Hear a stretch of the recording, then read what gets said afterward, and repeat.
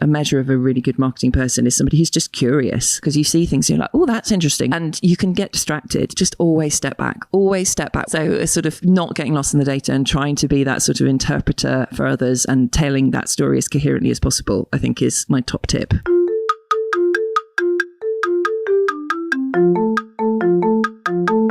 Hello and welcome to the Shiny New Object podcast. My name is Tom Ollerton. I'm the founder of the creative effectiveness ad tech platform Automated Creative, and this is a podcast about the future of data-driven marketing. I'm very grateful to the team at CreativeX who have lent me their very fancy villa in Cannes. So we are looking out to sea as we record this. I'm sure I'll be back in East London and it'll be raining. But anyway, at this moment, things are very good. Thank you, CreativeX. Please go and check those guys out. But I'm sat here with Virginia Barnes, who is interim brand sponsorship and retail marketing at Standard Life UK. So, Jenny, can you give the audience a bit of background into who you are and what you do? Hey, Tom. So I started my career in advertising agencies, and then I moved into FMCG, moved client side at Arla Foods and then Mars. Then I spent 10 years at Aviva in global brand and propositions. Then I was freelance for a bit, and then I was at Nuffield Health, and then I was at Thames Water, and then I found my way back to financial services at Standard Life. So I've ping-ponged around a bit. So in that ping-pongy career, Yes. Which new belief or behaviour has had the biggest impact on your work life? So I think I really love our industry. I really love what we do. I think it's very interesting and I find it intellectually stimulating. However, I've got to that point in my life where I've realised that I need to feel like I'm doing something where there is I don't want to use the word purpose because that gets bandied around and has a lot of naysayers to do with it. But just feeling like there's something else, like the organisation is up to something that I believe in. So, for example, Standard Life is about getting more people to save more money in their pensions for later life. And I think that's the right thing. We should all be doing that. And I'm very worried about the fact that there are many millions of people who are going to have a horrible financial reawakening when they get to retirement age and realize that they can't retire, and that makes me sad. So that's a belief I can get behind, and I think that helps me feel like I'm connected to doing something that's more important than just, you know, making some great ads or making my company money. I feel like that's good. And actually I had the realization for that when I was at Nuffield Health. So Nuffield Health is a trading charity, and they really are driven by, so you look at your face, no, Nuffield Health is a trading charity. They don't have any shareholders. All the money that once they've paid all their bills, they reinvest it into health and wellbeing to support a healthier nation across the UK. And you know, during the pandemic, they had to close their doors, and, you know, gyms were shut and hospitals were only taking NHS patients at cost. And we'd be in meetings and we'd have to make some really tough calls, and somebody would say, but what's going to help us build a healthier nation? And someone would go, well, it's this. And it's like, okay, well, we have to make that happen. What do we do? How do we make that happen? And it was really inspiring, actually. It was really exciting to go, God, you can be commercial, but you can still do something that feels like it's adding up to something bigger. Yeah. So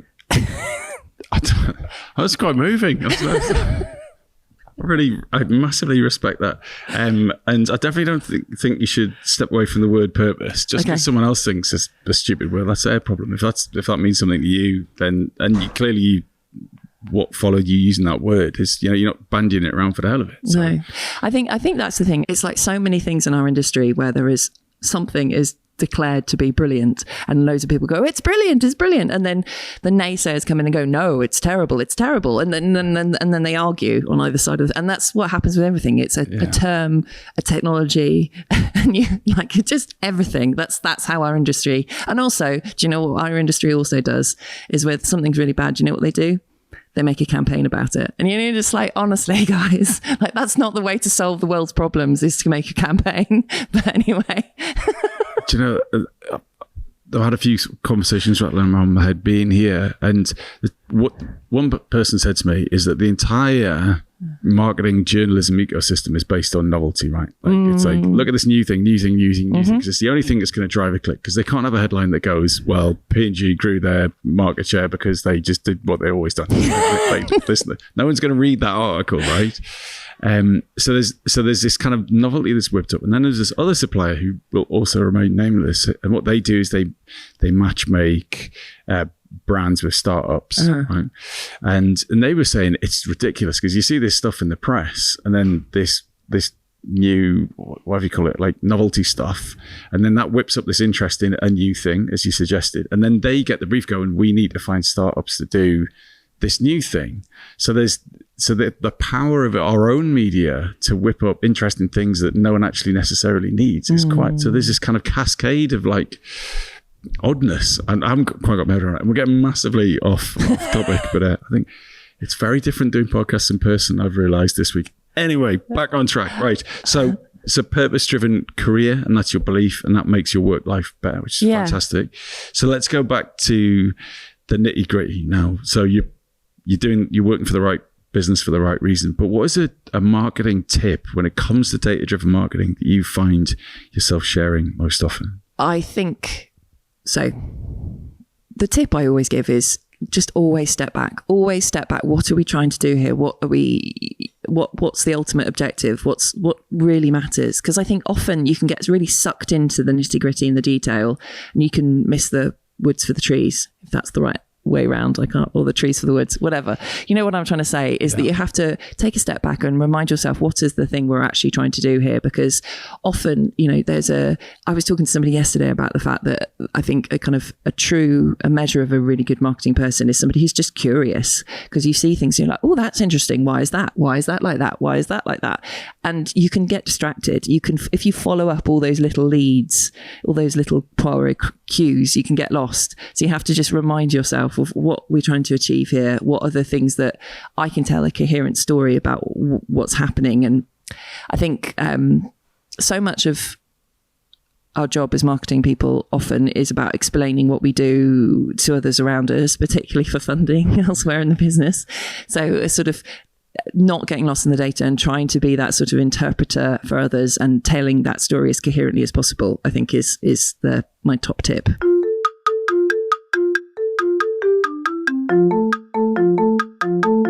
So we are going to move on to your shiny new object now.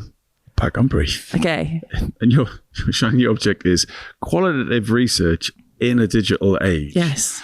So what is that, and why is that your shiny new object? So in some ways it's not that new, but it's a very old thing. But I think the reason we must remind ourselves and not lose track of staying in touch of qualitative research is because, again, if you just look at the ones and zeros, as we were talking about earlier, if you just look at the data, you can become consumed by that. And actually, I think it's so powerful to have a conversation with a real customer.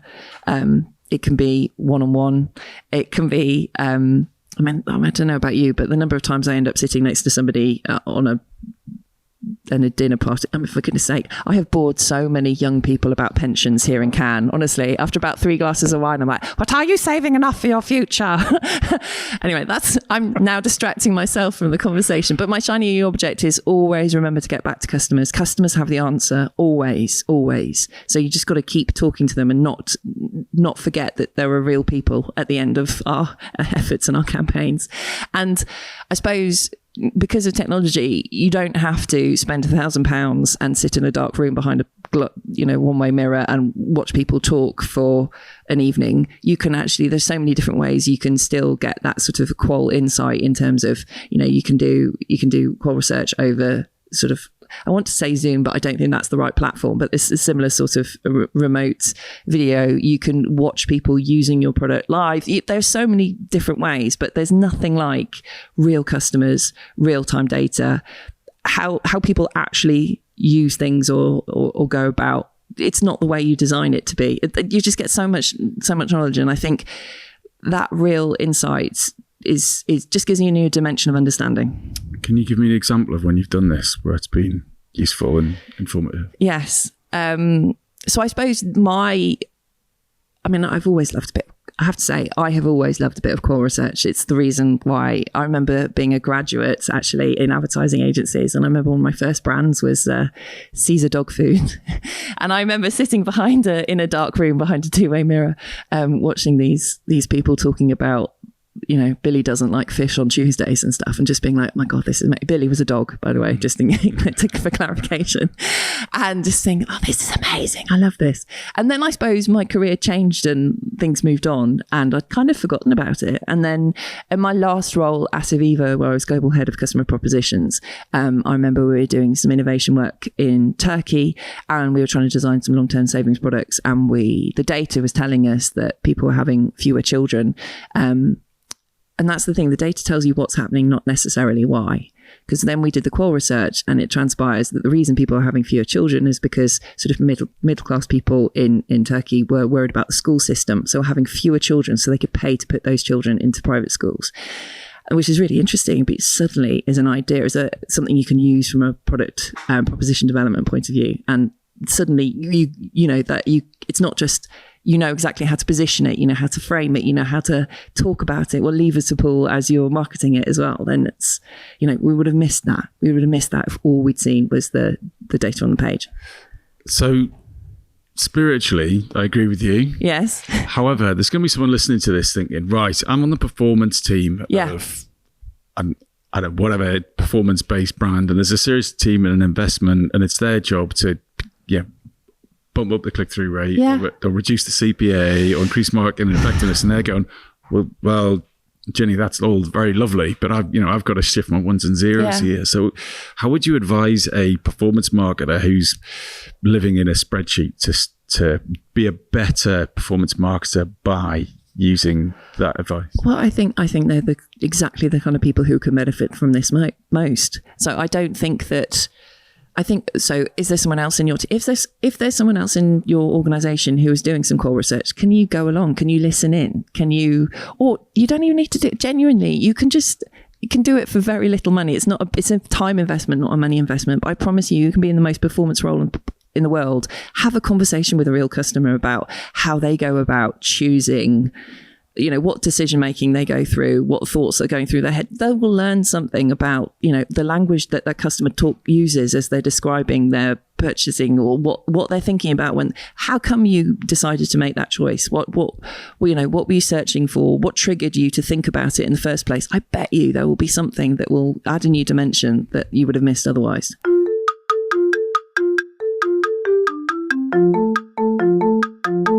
This episode of the Shiny New Object podcast is brought to you in partnership with MadFest. Whether it's live in London or streamed online to the global marketing community, you can always expect a distinctive and daring blend of fast-paced content, startup innovation pitches, and unconventional entertainment from MadFest events. You'll find me causing trouble on stage, recording live versions of this podcast, and sharing a beer with the nicest and most influential people in marketing. Check it out at www.madfestlondon.com.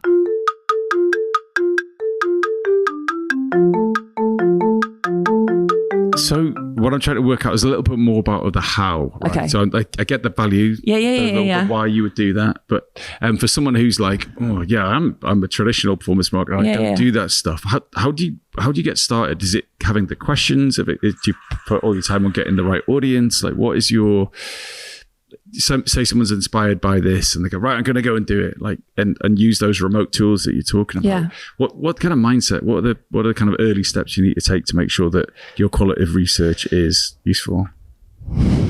So I absolutely would agree in terms of having a questionnaire and beginning with, like, keeping it really simple, asking open-ended questions, keeping that list quite short, and letting customers talk using their own words. But like I said, you don't have to do a longitudinal interview with 500 people. You can genuinely, if you spoke to one or two people, you would get value from it. So it could be people who you already know are customers who have made purchases. It could be, depending on what category you're in, if it's the kind of thing that anybody would use, you can recruit people quite easily. You can even ask family and friends. Like, genuinely, there doesn't have to be an awful lot of cost attached. Just people who aren't like us. We're all weirdos and we think about things in a weird way. Just a normal person who isn't Do you know what I mean? It's like, you're laughing at me.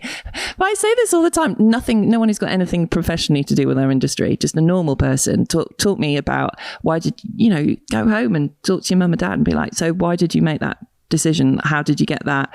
What triggered it? Hopefully it wasn't you working at that company who did it. Sorry. But yeah, have a really short list of questions about, so it's really hard to do because we're talking about a theoretical situation. But for example, if we were talking about, I don't know, we wouldn't have performance marketing for croissants. I'm just trying to look around. You would, if there's some like 26 frozen croissants from the Tesco. Well, I can see some. I can see that on a banner. Okay, I can see some very beautiful croissants over there, everybody, because we are in Cannes, so that's where that came from.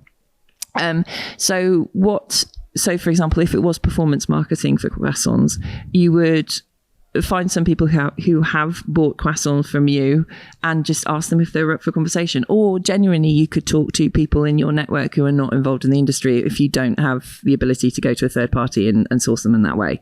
But hopefully you have customers on your own CRM system you can actually ask about this stuff too. So there's 3 different ways you could do it. So avoid a marketing person, a croissant specialist. Yes. Not a croissant specialist, just anybody. Yeah, this is why it's hard to do in theory. But yeah, somebody who will be unaffected by the industry, who can just ask. So it doesn't have to be a big deal. I feel like I'm flailing around at this point. Not at all. So we discussed this beforehand, but I think that the power and influence of the big platforms, the Metas and the Googles, and like they deal in ones and zeros, yes. Right? That is their business. Like ginormous amounts of numerical, quantitative data.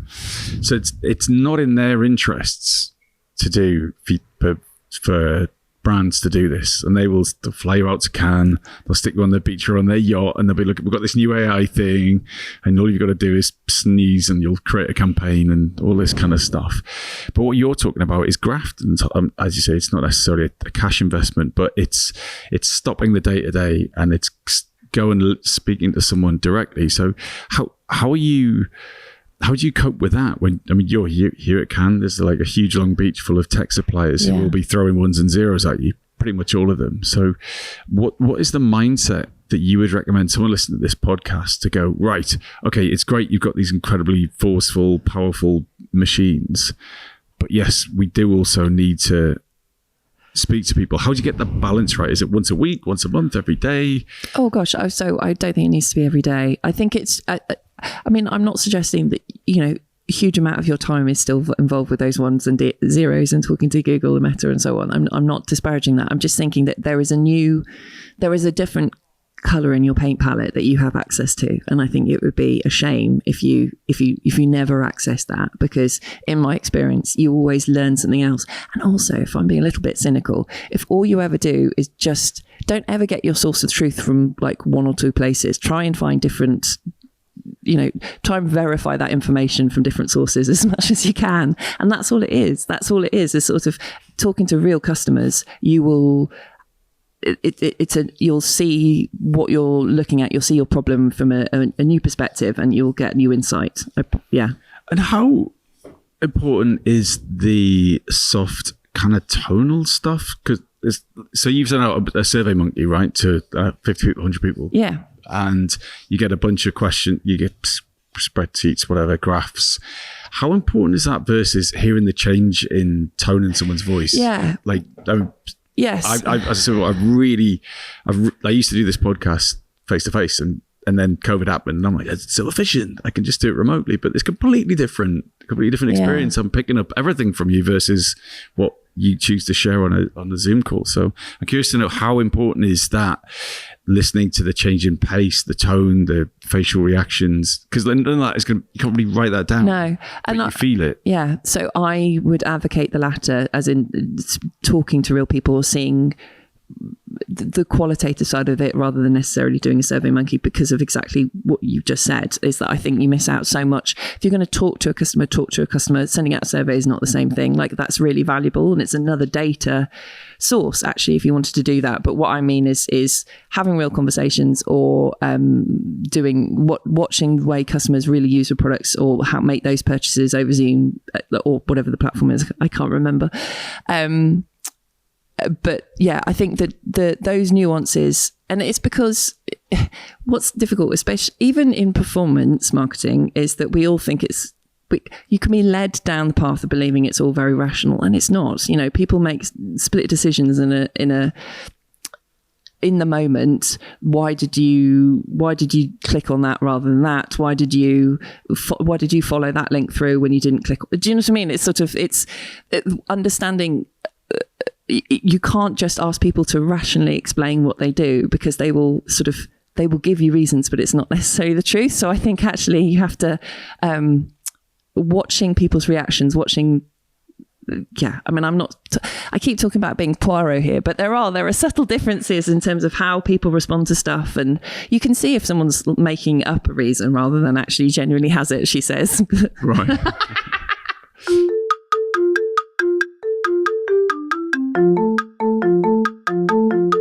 So, final question before we wrap up is, what if someone's listening to this isn't Virginia Barnes or someone like me who can just talk to anyone, and has no shame, and an introvert, right? Some people would rather stick needles in their eyes than speak to anyone on a video call, or like. So how would someone who is very happy in a performance world where they sit behind a spreadsheet, like, and works that way, and wants to work remotely and sit in a room, and now you want them to go and speak to like a human being about their croissant purchases. Like, how would you get around that? So now, this is not a problem I suffer from, as you know, because I'm happy to talk to anyone. So I'm really having to use my empathy here. But okay, so what I would say is that this is valuable for everyone, not just you. And I'm assuming you're not in a team of one. So there will be other people around you. And what you can do is you can have one person who is actually doing the questioning but is sharing that insight with a wider team. Or like I said, you can have one person who's doing the interview while somebody else is listening and or watching in. And I think you'd still get value from it. I really do. So I'm not advocating that everybody has to go and do their own interviews if that makes you really uncomfortable. But I think just don't. It would be foolhardy, I think, to walk past the opportunity to talk to real customers in some way about how they made the decisions that they did, and why they made the purchase that they did, or why they didn't. I think you will learn something rather than there was a click or there wasn't. I think that you're missing an extra dimension, and maybe it won't help you today. Maybe it's not going to shape your thinking immediately, but I think it will help you tune into the customer's the customer's perspective. Because I think, like I said, if the emphasis is too much on you, your business, and Meta and Google, you're missing the most important part in the equation, which is customers. Like, you have to spend a bit of time talking to customers. That is a perfect place to leave it. Thank you. So if someone wants to get in touch with you about any of the things you talked about, where is the best place to do that? And what is a message that you will respond to? Well, I think I'm generally quite responsive. I would say probably LinkedIn. LinkedIn is a good way to reach me. What's in the message? Come on, what's going to make you respond? I will respond to anything. A message on LinkedIn saying, hey, I heard you talking on the Shiny New Object podcast with Tom Mollison. Gilly, thank you so much for your time.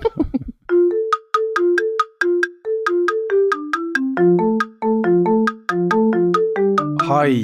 Just before you go, I'd really appreciate it if you could take the time to write a review of the Shiny New Object podcast on Apple Podcasts or iTunes, whatever it's called these days, or whichever podcast provider you use. We're an indie podcast, so it would go a long way for us if you could just share the word and give us a bit of a support on those channels. That would just be fantastic. If you haven't got time, that's also cool. And if you could tell your colleagues about the podcast, and also, if possible, don't forget to subscribe. And I'd love to hear your feedback. If you'd like to speak on the podcast or be a guest, or you think I'm asking the wrong questions, anything, I'd be super interested to hear what you think. So please email me at tom@automatedcreative.net. That's Tom at, I'm not going to bother spelling it. Anyway, you'll work it out. Thanks so much.